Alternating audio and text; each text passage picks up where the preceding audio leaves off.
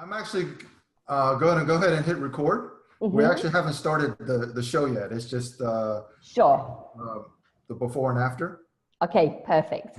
Okay, so yeah, today is really about you. So you're going to have to get you're going to have to take off your ghostwriting hat, because instead of you trying to figure out what makes me tick and find my tone and my voice, we're flipping it around today. Got it. It's going to be fun. We'll have some great fun. We always do anyway. So yes. So yeah. So I always remind all my guests that, and you do this anyway because you're so professional, but make sure all your phones are turned off and all that stuff. It's on silent, but I'm going to turn it off just to make sure it doesn't buzz or anything. Yeah. Okay. And I know, yeah, so we don't really need to go through all that because we've had so many sessions and I think everything's going to go well. So what I'm going to do is I'm going to get just a very, very short introduction. And then I'm going to give a short introduction of you as my guest. And then basically just start with a very simple icebreaker question, just kind of talk about your personal background and just your journey to America. Because Beautiful. All right. Yeah. Awesome. Okay. So, so we're going to go ahead and get started. Excited. Okay. So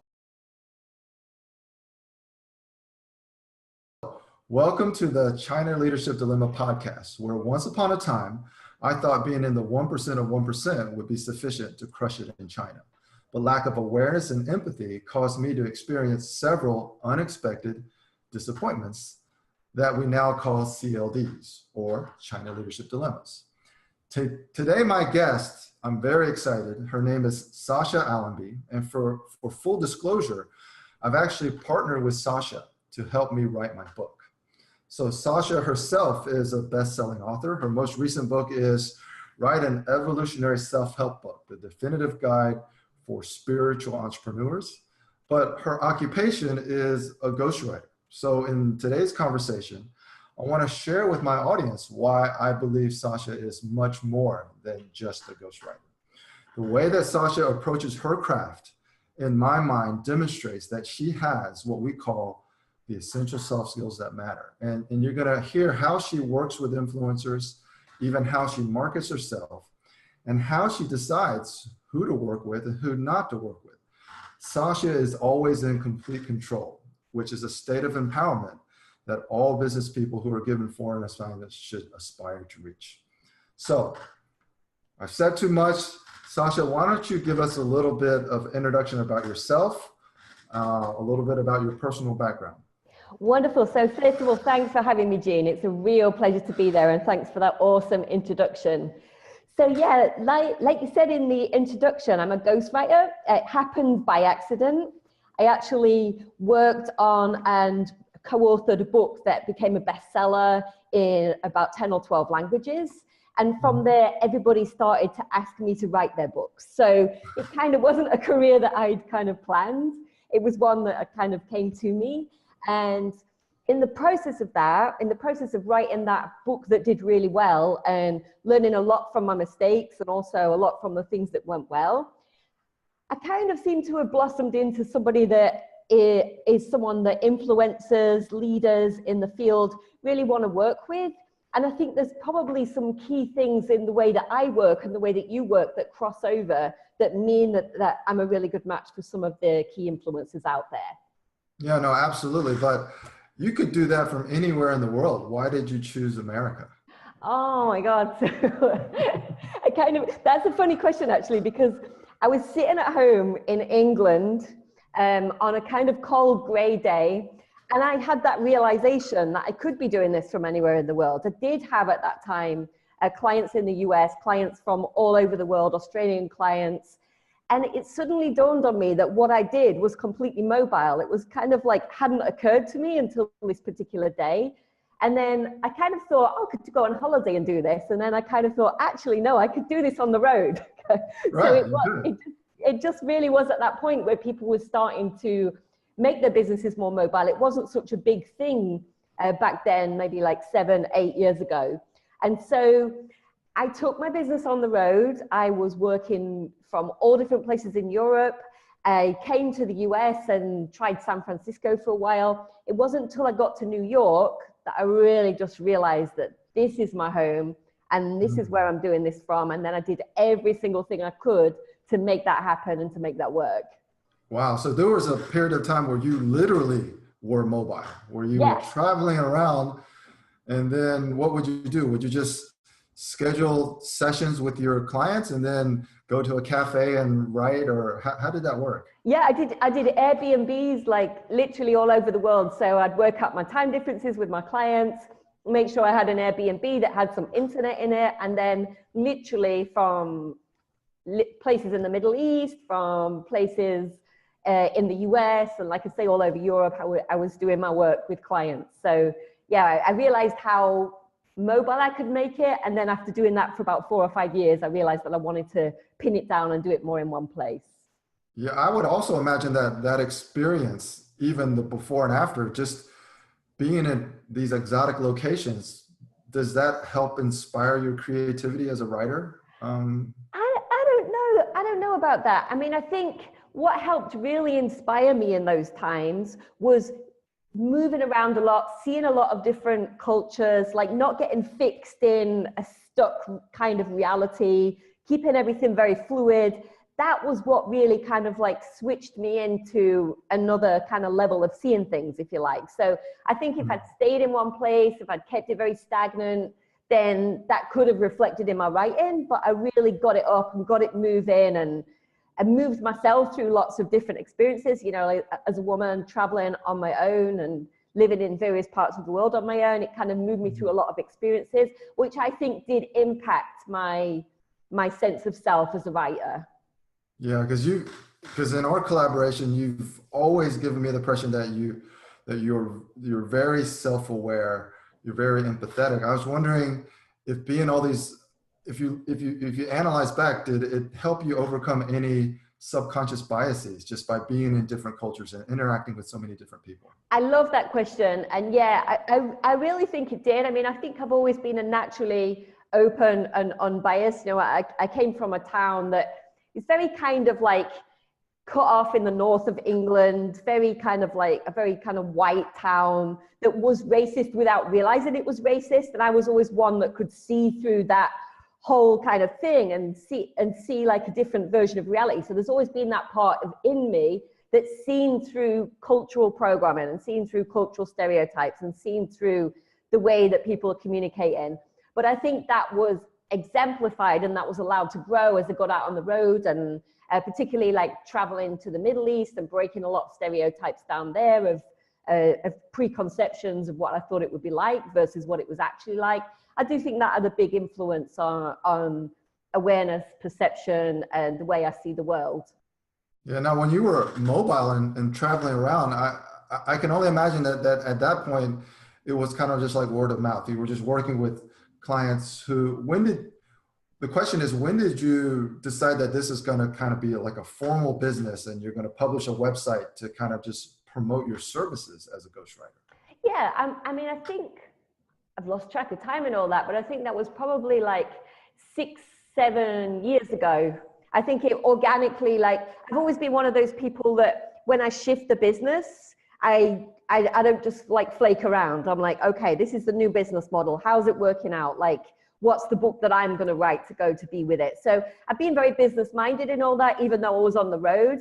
I always had like a lot of things like webinar series going on, a lot of things like relating to the first book that did really well. I'd had a huge webinar program and everything. So I'd always been very business orientated, and that just kind of fed into the ghostwriting and made it become a business like pretty fairly early on in the career.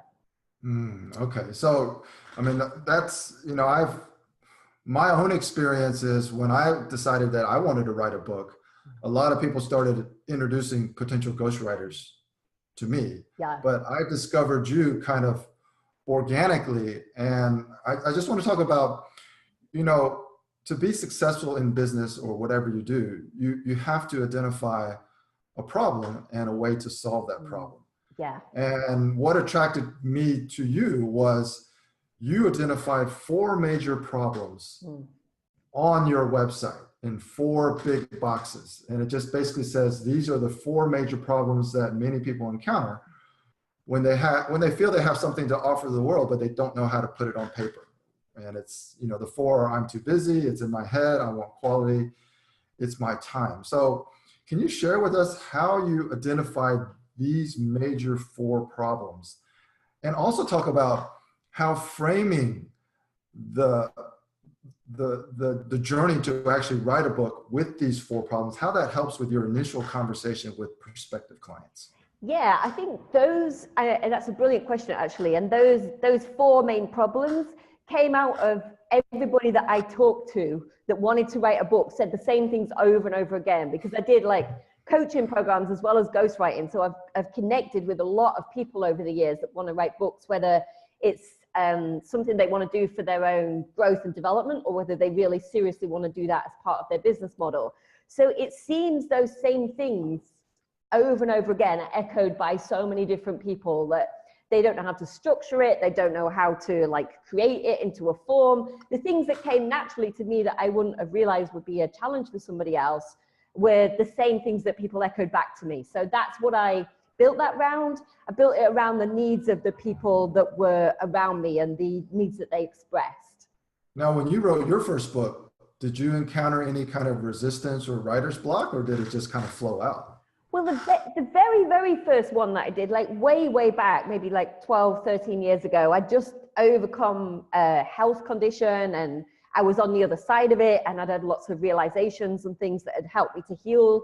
And so that one just like popped out of me really, really quickly. You know, it was literally like a couple of months and it was all done from start to finish. So I'd already modeled that experience within myself of doing it more quickly. The second one that I co-authored, that was much more challenging. That was an 18-month endeavor with lots of learnings. You know, there was obviously 2 people involved. That was going to become like a Hay House bestseller, and had a lot of, it had a lot of different moving parts within it, a lot of things that were like coming together. So I've been on the receiving end of knowing what that feels like as well, to be like crawling through something and shall I give up, and is this going to ever happen kind of thing. So I've kind of like seen it in both ways. I've modeled it going really smoothly, and I'd also like done the extreme other end of that as well. So I think that helps with clients to be able to see the full picture and see what that feels like. Yeah, so let's talk a little bit about that first book. It's called Joyful Recovery. Yeah. And I just really, you just told me something that I didn't know. That book is based on your own personal experience. Yeah. Of recovery. Absolutely. Yeah, absolutely. And I was literally bedbound for a couple of years. I was like incredibly burnt out, like severely burnt out. And this was the time in my life where I really had a lot of awakenings and realizations about the way I was living my life and how that was impacting my health and my well-being. You know, I was literally at a point in my life where I couldn't put my own socks on. I was so exhausted, I couldn't get up the stairs. So I had like a disability allowance and everything, you know, I was completely wiped. And so when I turned that around, then that book just was like a pleasure to write, because I wanted other people to have that experience of turning that around too. So that one just literally was almost like a download that came out in, like I say, very, very short period of time. Yeah. So I assume you strongly feel that there's a connection between a positive attitude and being optimistic with even things as medical as health recovery, where your mind and your mindfulness actually contributes, contributes in some spiritual or unknown way to even how your body recovers physically. Totally. And that's the big part of my healing. There's an incredible, he used to be a Stanford scientist called Bruce Lipton. He wrote a book called The Biology of Belief, really just showing how like the mindset and the beliefs really do impact the biology, you know, and all the science behind that. So he was a big influence on me. And that whole kind of like shifting emotional set, shifting mindset, and how that changes the physiology was a big passion of mine for some time. So yeah, really, I'm a big believer in that. The mindset does play a huge part in the physicality of the body. Yeah, absolutely. And, I always advise people that I coach and mentor how important your attitude and your mindset are. Yeah. Can you talk a little bit about, you went through obviously this kind of very traumatic physical and emotional situation. Mm. You recovered fully now. I assume now you're 100% recovered. Yeah, amazing health. Yeah. Yeah, you're in perfect health now. But that optimism is not just for health recovery, and that attitude and that mindfulness. Can you talk a little bit about how you took those lessons from recovering from a physical kind of situation to now applying it to your business and to your life? Yeah, it's at the center of everything that I do. And I think that whole period of being really sick was a complete 180 mind shift on all kinds of levels. And I think I had this like point of awakening where I realized that the thoughts that I was having was reinforcing the physical condition I was in and reinforcing the mental condition I was in. And so that was like what I would call an awakening of like consciousness, where I just literally saw reality in a different way and saw the way that I'd been showing up in the world had just been impacting me in such a way that I'd spiraled into this crash, which was actually like in many ways saved my life, because from that point in, the lessons I learned from recovering from illness applied to everything. And it started a kind of a fire within me to really like a tenacity in the way that I show up. Before, I think in the world I used to show up just like pushing my way through everything. And I feel that that's so different from the fire that's like ignited within me in life these days. And that fire just like sits at the center of everything, like at the center of the way I show up for business, at the way I show up for my own personal life, in every connection, in every relationship. That was the starting point, the turning point of a different way of showing up in the world. Yeah, absolutely. So, this is a lesson for everybody. At the core of who you are is how you conduct your business. Yeah. And how you conduct your business is how you market yourself. So Totally. I was attracted to you before we had our first conversation. And even as I was filling out the questionnaire, where you may not even take me on as a client. And even as I was filling that out, I was just thinking how purposeful these questions are. And then from the very beginning of our first conversation, I just realized that it was such a great decision to actually hire you to help me write this book. And I also want you to kind of talk about, so you also do meditation, right? Yeah, I'm a big meditator, yeah. Now, did you develop your own way to meditate, or did somebody teach you how to meditate? Initially, I went to be taught how to meditate, and that got me so far. But what I feel about a lot, and there's great meditation teachers in the West, and I don't want to like be saying anything negative, but a lot of the stuff that I encountered out there feels very mechanical to me, feels very much like taking you through the paces and taking you through the motions.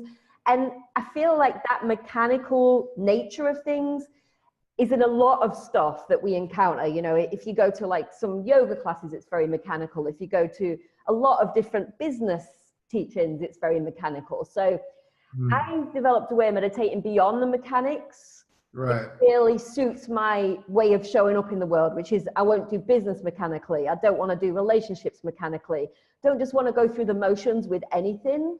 And so my meditation practice is very, I would say, very dynamic, very in the moment, very present, not fixed, and depending on how I feel in any given moment. Yeah. Now, do you plan on ever writing a book about meditation? I did actually. That's funny. I started, and then I realized that's not what I'm here for. It was really funny. I did start like writing a book. It was really about like joy and how to bring like joy into all aspects of business and work, and that had a lot of meditation in it. But that's not my fire. When I put that down in the written form, it sounded mechanical. And I know, and that's a big gauge for me for the kind of clients that I take on, for the kind of work that I do. I can't just sit down and write and be a paid hired writer. It has to have some like fire of spirit in it that just really like switches me onto something. And that book that I was writing about meditation didn't have that. You can straight away, if you really tune into yourself, you can work out what it is you're here for and what it is you're not here for by sitting down to write about it. If there's no like fire in it, then there's no point for me. Yeah, you also I just came up with another thought that, one of the things that's hardest to do as a coach, so you coach people, I coach people, one of the hardest things to do is to coach yourself. Yeah. And I was just thinking that you're helping me discover my voice and my tone and how I want to articulate my message to the world. And it's just interesting that even somebody who can do this so well for other people, when you're trying to find your own voice and how this made, you write the words out and then it sounds mechanical. And one of the things that we want to do is not sound mechanical. Exactly. Yeah. Exactly. And that can be for two reasons. It can be mechanical because it's just literally not what you're here to do. Or like in the case of the clients that I work with, often it just sounds mechanical because they haven't yet known how to articulate their voice into the written word. And that's one of the reasons I'm really like excited to be working with you as a client, Jean, because one of the things that you do so phenomenally is you show up to an experience and aim to get the most from it that you can possibly get. And that was obvious from the first moment that I met you. A lot of people that come to me for ghostwriting, the ones that I turn down, are the ones that have got a very fixed idea about how they want to sound on paper and a very fixed idea about how their voice should come out. And actually, like, a lot of times there's a big difference between someone's spoken voice and their written voice. And if people get too attached to, okay, I speak really informally, so this is how I want it to sound, then they lose something in what they do. Now, one of the things that you do in your cross-cultural performance is you understand the receiver of the message. And this is really, really key. What a lot of people don't do when they're setting out to write a book, they don't think about the receiver. So they create what I call an author-led book, which is all about them, rather than a receiver or an audience-led book, which is what does this audience actually need, and how do I change my voice, my tone, and my articulation to meet that need? Yeah, you just described in business what we would use as, number one, a lack of empathy. Yeah, exactly. Empathetic to what the audience, how they receive information, and a lack of awareness, how you're perceived when that happens. So that just brings me to another thing that I think is such a valuable lesson for our audience, or my audience, to learn from you, is the way that you live your life, the way that you run your business, the way that you are so consistent with who you are and the message that you want to try to share with the world. You've put yourself 100% in control of almost every aspect. Yeah. And another commonly used word is that's a form of empowerment. Yes. And I just want to hear a little bit more about, because you are so in control of your business and who you work with, I want to hear stories about how you decide which potential authors to work with, and maybe stories of, I know that you've turned down very influential authors because of certain reasons. So I want to hear a little bit more about that aspect. That's a brilliant question, actually. And I think the key to it is, first and foremost, if I get a sense that I can work with someone and collaborate rather than they just want a hired hand, because you can hire anyone to just write something for you, but that's definitely not what I do. And if I get a sense in the early stage that the person that I'm working with wants me to just write whatever they say, then that's going to be a huge no for me. I'm not going to jump through that hoop, because they're not going to get the best out of me from that. And there's a level in which you and I meet, Jean, in the work that we're doing together, and a level that I like to meet people on, which is one of collaboration, where we're equals. You are bringing a phenomenal amount of knowledge and experience and a phenomenal amount of insight, and my job is to help you articulate that in a way that an audience can receive it. And we kind of then go into a dance of, here's what we're bringing, this is what I'd like, that's going to work, but that's not going to work. If I see that somebody won't be able to do that dance with me because they're perceiving me as like someone they're hiring to get just the thoughts down in their head, I won't go down that road with them anymore. I've done it before in the past when I was in my early stages. I've compromised my own self. Like there's been times when I've been asked to write something that really goes against what I believe in my core, something that's coming from their ego or something. And it pains me, it literally pains me to write something that I think is not going to benefit an audience, that's going to make them an audience like shrink, like give up hope, like see the world like smaller rather than bigger. There's no point in me being involved in a project of that nature where somebody just wants to project their view onto the audience and they want the audience to lap that up. Yeah, and writing a good piece of literature it can't be mechanical. And as brilliant as you are as a writer and with grammar and with prose and all that stuff, the writing ultimately will still suffer if you cannot be inspired by the person you're writing on behalf of. Yeah, totally. And content is everything. A lot of people assume that they can just give me a pile of anything and I can create a phenomenal book for them. And that's really not the case. And right.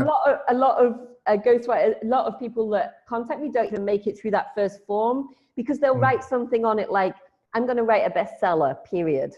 And that's the only thing they write on that form. And then it's like, well, there's nothing to talk about if that's what you're bringing to the table and the only thing you bring in, because we need some fire for what we're doing. Yeah, well, I mean, we've talked about a lot of this in our sessions. I always think of you as a partner and a collaborator, and I think there's nothing wrong with even broadcasting it to the world, which I'm doing right now. I don't care that my book was written with the help of somebody else. Of course. And because ultimately I think the way that we communicate and the way that we work together, that will lead to the best work, which is a win-win for both of us. And that's what I think. Brilliant. And that's why your unique attitude shows through in that, and why it becomes such a pleasure. You are such a role model in what you do for the people that you work with too, because you show up without ego. You show up just okay, this is the vision, and with a total open heart to how we actually reach that vision. And that's rarer in these times. Okay. So I want to transition a little bit. Obviously we talk every day, but before this interview, I started doing a little bit more reading and research about you. You talk about how you were affected by the 2016 elections and the social political climate. And you think that now you are on a calling to support these, what you call social evolutionaries. And you feel that you're on this mission to help them craft and hone their message, to get their messages out to the world. Can you talk a little bit more about that? I'd love to, yeah. So we're actually in the process of rebranding. Rachel K. Albers, who did our first website that drew you in initially, is rebranding for us currently. So we're rebranding as a Quality Hive, and we have a strong passion. We, as myself and the small team I have here in New York, we have a strong passion for taking all the skills that I've talked about today and helping people who are striving for racial equality, striving for sexual equality, gender equality, all these particular equalities. There's a way of articulating those messages that I think that I've got a way of impacting to really help them get the most out of their message. So we've begun to take on more clients from those fields and really work with those clients. My next book to accompany that is called Catalyst: Speaking, Writing and Leading for Social Evolution. And I've broken down the different ways that we can share messages, like social evolutionary messages, and explain the different ways that those can be shared. And so that next book is really a breakdown of how to get the most out of a message that is here to create a huge change in and impact social evolution. Yeah, so I can only imagine that, you probably turned down more potential clients than you actually accept. Now with this new mission for social evolutionaries, I imagine that the vetting process is going to be even more stringent. Yeah, exactly. It does seem to be going that way. Yeah. So a lot of the people that approach us now, we refer on to other ghostwriters, And then we're keeping our focus more on these books that, like I say, are going to make an impact in racial, sexual, gender, religious equality, equality across the board. Okay. All right. So I think one of the final things that I always like to ask my guests is, obviously, I think your journey itself probably has influenced the person that you are and the person that you became. Throughout your journey, especially when you were struggling with health issues before you wrote your first book, who were some of your influencers back then? And then maybe talk about who are some of your influencers today. Yeah, awesome. Yeah. So back then, my influencers were there's somebody called Bruce Lipton that I mentioned, somebody else called David Hamilton, a lot of people that were showing how the mind and the body are connected. So there's a whole field of influences in that area that just helped me shift my mindset. And one of the key people that influenced and helped me was Carl Dawson, who I co-authored the second book with, the one that did really well. He helped me to heal from a health condition. So he was a big influence on me. And then, that my impact helped me to take that work out further into the world. So that was. Did he help you personally, or did he help you? Yeah, he did. Okay. Yeah, he personally helped me, and then I was like, there's a book in this. And I came to, it wasn't his idea to write the book, that was mine. So I came to him and suggested that I wrote the book, and that's how that all kind of kicked off. So my influences in those days were people in that field. These days, I feel like there's some phenomenal speakers coming through, in what I'm calling now the social evolutionary field. People like Valerie Kerr, people who are just literally smashing up the current paradigm and doing it with a lot of heart and doing it with a lot of intentionality and doing it with a lot of love. Somebody called Darryl Davis, he was a guy that went in and made all these connections with the Ku Klux Klan. He was a person of color. He went into the Ku Klux Klan, and he got a lot of people in the Ku Klux Klan to give up their robes by making a human connection with them. So people like this, and the way that they showed up and the way that they articulated themselves are a big influence on me these days. Okay, so it's fair to say that people who not just have something smart to say, but people who actually are making a difference in the world. Yeah, exactly. Yeah. And people that are ready to break down this current paradigm and whatever it takes to do so.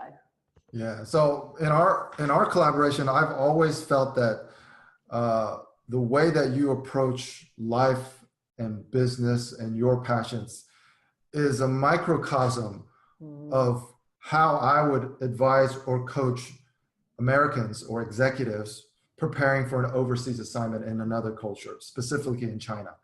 So even though you're not necessarily that type of global business person, I just want maybe you to leave our audience with a few thoughts on how you would advise executives who are going to a country that's different from the US as China, and just talk about, whatever you want to talk about, how you would talk to those people. Yeah, I think it's always the key to whatever you're doing is to think about the person that's receiving the information that you're sharing.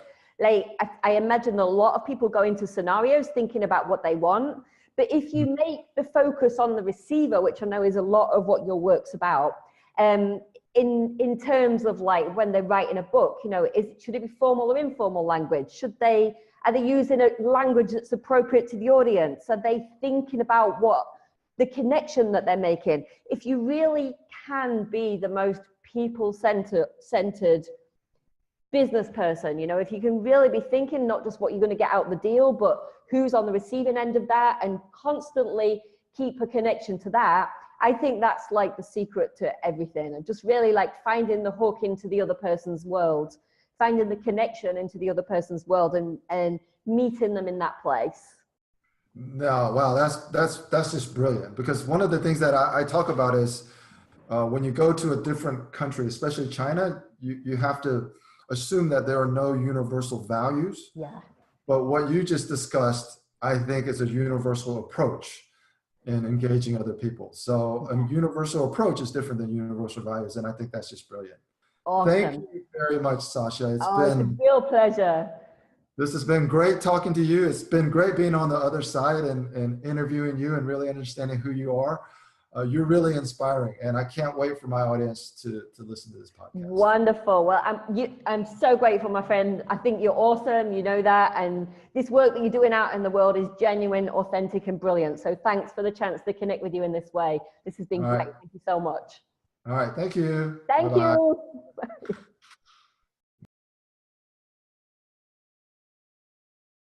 Okay. So, all right. So when the podcast goes out, I'll just cut off right there. Sure. So, Perfect. So that was great. Awesome. I had great fun. Thank you so much. I hope this piece of media, when it goes out on iTunes, will actually help you when you're rebranding your business. Because wonderful. I appreciate that. I appreciate that so much. And I'll be sharing it for sure. Yeah, because one of the things that I've learned from my influencers is the way to connect with people is just to be authentic. Yeah. And that really comes out, your passion, that really comes out. And I mean, I think it came out really well in this conversation. I can't wait to go back and listen to it. Thank you. I appreciate it. But you know, like an interview is only as good as the interviewer, you know. There's been times where I've been like on interviews and it's just dead because it's that mechanical thing where, you know, people are just asking you questions like this and you're trying to like, but you've got a really good style with this stuff, my friend. You know, you bring this ease. It's like almost like an armchair presenter. I could see you on a, you know, like on a TV screen, you know, like you've got that ease about you that makes it very easy to do as well. So that's a two-way thing. Yeah. I mean, just to be honest, you know, I did not have a lot of time to prepare for this because I have so many other interviews that are ongoing. Sure. But with you, because I kind of know you a little bit, I didn't prepare any questions. Yeah. All I prepared were just themes that I wanted to talk about. And I think it just flowed really, everything that you talked about just flowed from one theme into another. Totally. And I think that's the best way, you know, like really just that way of showing up and just, okay, this is roughly what we're going to talk about. For me, the more I plan things, the staler it gets, you know.